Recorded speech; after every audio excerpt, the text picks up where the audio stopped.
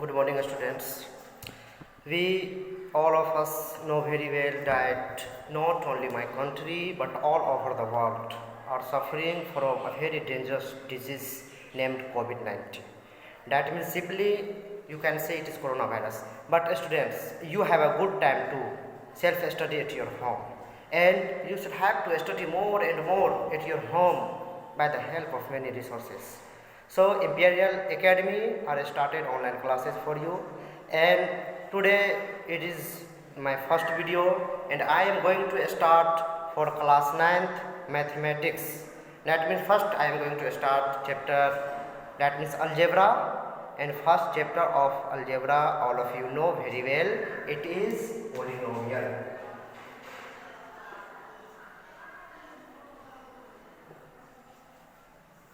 Dear students, you know very well and had also learned something about the polynomial in previous classes. But in these classes, we are going to study of the polynomial in details. Then, before starting this chapter, before starting this topic, you have to study and you have to learn two terms. आपको polynomial समझने से पहले दो term समझना है. सबसे first term constant and second variable. हो सकता है आप लोग इसे जानते भी होंगे, लेकिन मैं फिर एक बार और बता दूं. First constant and second variable आप लोग अच्छी तरह जानते हैं. कांस्टेंट टर्म का क्या मतलब आता है? That mean it's value is fix. इसका वैल्यू क्या है? फिक्स है. सपोज कीजिए आप कहीं जाएंगे, बुक के दुकान पे जाएंगे और आपको एक कॉपी लेना है, तो आप क्या कहेंगे? हमें एक कॉपी चाहिए, दो कॉपी चाहिए. डैट मीन्स ये 1 2 3 ये सब जो नंबर आ रहे हैं उसका क्या मतलब आता है कि ये एक फिक्स है. आप एक बुक बोलेंगे, दुकानदार आपको एक बुक देंगे. आप 1 kg राइस बोलेंगे, शॉपकीपर आपको 1 kg राइस देंगे. That means it is a fixed value, that is called constant. Next variable. Variable means it is not fix value. Its value can be vary time to time. इसकी जो value होते हैं वो time to time change होते रहते हैं. यह क्या होता है? Any alphabetical digit. Suppose X Y Z and any alphabetical number, that is called the variable. आप उसे समझ सकते हैं. ये वेरिएबल आता है ना, और इसकी वैल्यू क्या होती है? टाइम टू टाइम चेंज होता रहता है, वेरी होता रहता है. Its suppose X Y, it is not a fix value. Suppose you go to any shopkeeper and any shop and you tell him that please give me X book. मुझे X किताब दीजिए, Y rice दीजिए. दुकानदार क्या समझेगा? कुछ नहीं समझेगा. तो दैट मीन्स ये वेरिएबल हो गया.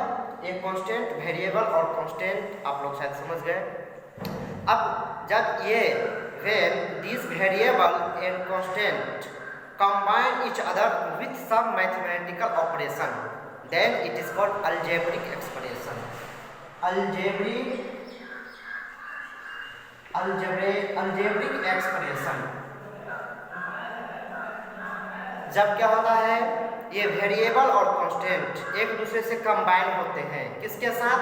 सम mathematical operation like plus minus multiple divide, then it is called algebraic expression. Suppose अगर हम x that is variable term and 2 that is constant term, इन दोनों को हमने कंबाइन कर दिया. किसके साथ? एक मैथमेटिकल ऑपरेशन के साथ, एक प्लस साइन के साथ मैंने इसको कंबाइन कर दिया. तब ये क्या कहलाएगा? ये कहलाएगा अलजेब्रिक एक्सप्रेशन. इसी तरह का बहुत एग्जाम्पल है. X square plus Y plus 3, ये भी अलजेब्रिक एक्सप्रेशन है. एक्स क्यूब माइनस 4, ये भी अलजेब्रिक एक्सप्रेशन है. तो ये सब क्या हो गया? Algebraic expression. अब आते हैं, now come to the point on your topic polynomial. Polynomial क्या होता है? The that algebraic expression which has non negative which power is non negative integer. अब देखिए, आप यहाँ पोलिनोमियल अलजेब्रिक एक्सप्रेशन देख रहे हैं. Suppose algebraic expression x plus 2, यहाँ वेरिएबल x है और इसका पावर कितना है? 1 है. इस अलजेब्रिक एक्सप्रेशन में पावर कितना है? 2 है। इस अलजेब्रिक एक्सप्रेशन में पावर कितना है? 3 है। तो ये जो पावर है, ये पावर क्या होना चाहिए? नॉन निगेटिव इंटीजर, मतलब निगेटिव नहीं होना चाहिए। सबसे पहले निगेटिव नहीं होना चाहिए। सपोज अगर हम इसको लिख देते हैं x के पावर -2 प्लस 3x प्लस 4। अब देखिए यहाँ ये जो पावर है क्या हो गया? निगेटिव। जब पावर निगेटिव हो गया ये ऑलरेडी क्या होगा? पॉलिनोमियल नहीं होगा। इसके अलावा आपका जो पावर है, जो अलजेब्रिक एक्सप्रेशन का पावर है, वह क्या होना चाहिए? वो मतलब जैसे एक ये इंटीजर में होना चाहिए, मगर वो इंटीजर क्या होना चाहिए? फ्रैक्शनल में होना चाहिए। जैसे आप यहाँ लिखेंगे x के पावर 3/2 प्लस 2x माइनस 4। यहाँ देखिए आप लोग देख रहे हैं, यहाँ x का पावर क्या हो गया? 3/2। डैट मीन्स यह एक फ्रैक्शनल फॉर्म हो गया, तो ये भी क्या हो जाएगा? पॉलिनोमियल नहीं होगा। तो first of all I hope you all of you understand about polynomial। अब हम एक कुछ क्वेश्चन करते हैं पॉलिनोमियल पे। पॉलिनोमियल है या नहीं सिंपली आप लोग को बताना है। जैसे क्वेश्चन हम लेते हैं,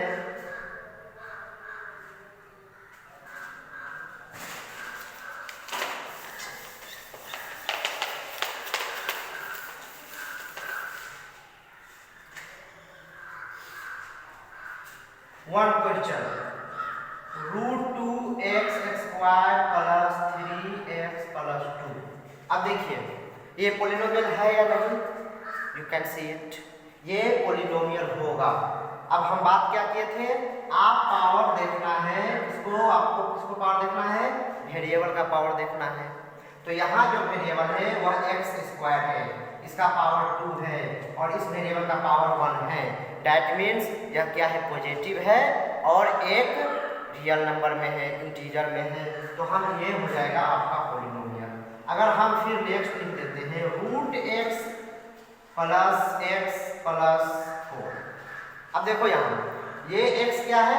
रूट में है, और इस x को अगर हम रूट हटाते हैं, आप लोग को पता है अगर रूट हटाने से यह क्या हो जाता है? पावर 1/2 हो जाता है।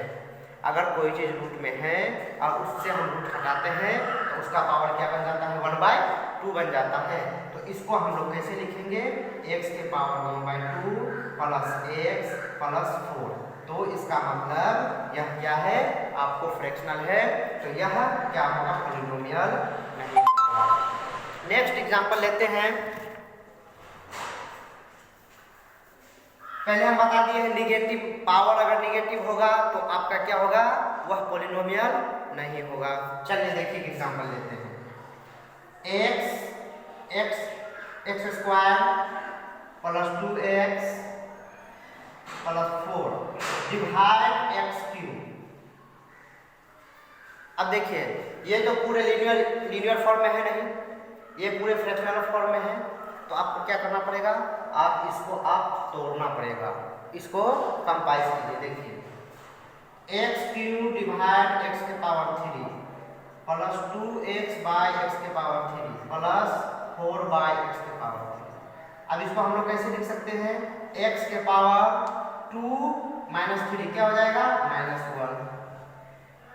एक x से एक x कैंसिल हो जाएगा, तो 2x के पावर -2 प्लस 4x के पावर -3। अब यहाँ देखिए तीनों टर्म का पावर क्या हो रहा है? माइनस में जा रहा है ना? अगर एक टर्म का भी पावर माइनस में चला जाता, निगेटिव हो जाता, तो इसका मतलब यह जो है पॉलिनोमियल नहीं होगा। और यहाँ तो तीनों टर्म माइनस में जा रहा है, इसका मतलब ये पॉलिनोमियल नहीं होगा। ठीक है,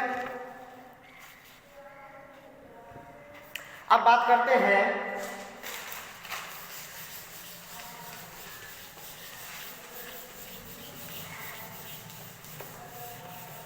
सपोज हम आप लोग के सामने एक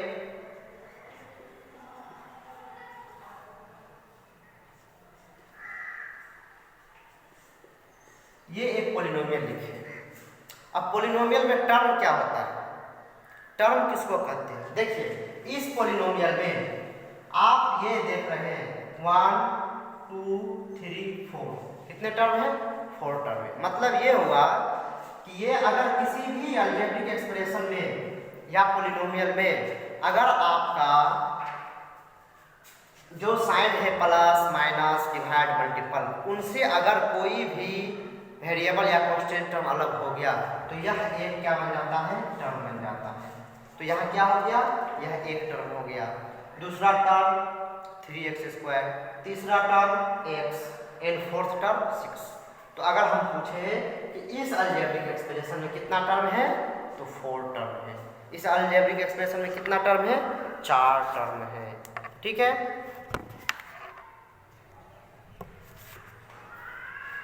अब बात करते हैं, देखिए स्टैंडर्ड फॉर्म क्या होता है?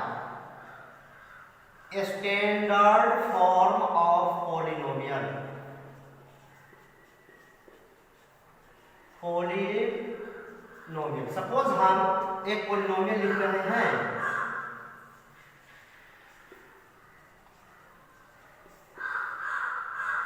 देखिए ये भी एक पोलिनोमियल है। अब यहाँ देखिए फर्स्ट टर्म का पावर 2 है, सेकेंड टर्म का पावर 1 है, थर्ड टर्म का पावर 3 है और फोर्थ टर्म का पावर 0 है। दैट मीन्स ये कांस्टेंट टर्म है। जिस भी टर्म में x या दैट मीन्स वेरिएबल नहीं लगा रहा है, x y z etc नहीं लगा रहा है, तो उसको हम लोग क्या कहते हैं? Constant term. That means it is constant term. तो अब यहाँ आप देख रहे हैं किसी का पावर 2, किसी का 1, किसी का 3, किसी का 4। तो याद रखिए स्टैंडर्ड फॉर्म हम पोलिनोमियल का कब कहेंगे? जब उसका पावर क्या हो? डिक्रीज होता हो। अभी क्या है? 2 फिर 1, कम हुआ फिर बढ़ गया फिर कम हुआ, ये स्टैंडर्ड फॉर्म नहीं है। स्टैंडर्ड फॉर्म कब होगा? जब किसी भी पोलिनोमियल का पावर क्या हो? एक डिक्रीज होने लगे। अगर इसको हम स्टैंडर्ड फॉर्म में लिखने बोलेंगे तो कैसे लिखेंगे? तो देखिए सबसे ज्यादा पावर कितना है? 3। तो आप इस टर्म को पहले लिखिए 4x3, इसके बाद क्या है? 2, इसके बाद लिखिए प्लस x², इसके बाद 1, इसका टर्म ये पावर कितना है? 1, इसके बाद इसको लिखिए और सबसे लास्ट में इसको लिखेंगे क्योंकि इसका पावर क्या है? 0 है। That means it is constant term, then plus 4। ये आपका क्या है? स्टैंडर्ड फॉर्म हो गया, पोलिनोमियल का स्टैंडर्ड फॉर्म हो गया। ठीक है। तो अगर हम इसी तरह हम क्या कर सकते हैं? किसी भी पोलिनोमियल को हम स्टैंडर्ड फॉर्म में ला सकते हैं। स्टैंडर्ड फॉर्म में हम उसको लिख सकते हैं।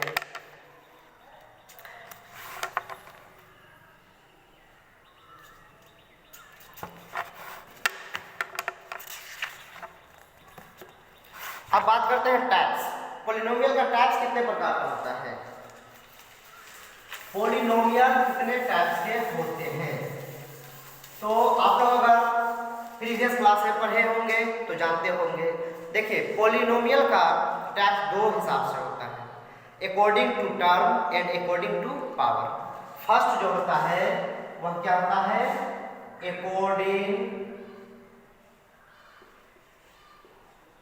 अकॉर्डिंग टू टर्म, टर्म के हिसाब से।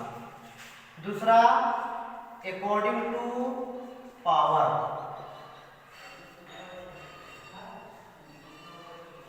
According to term and according to power.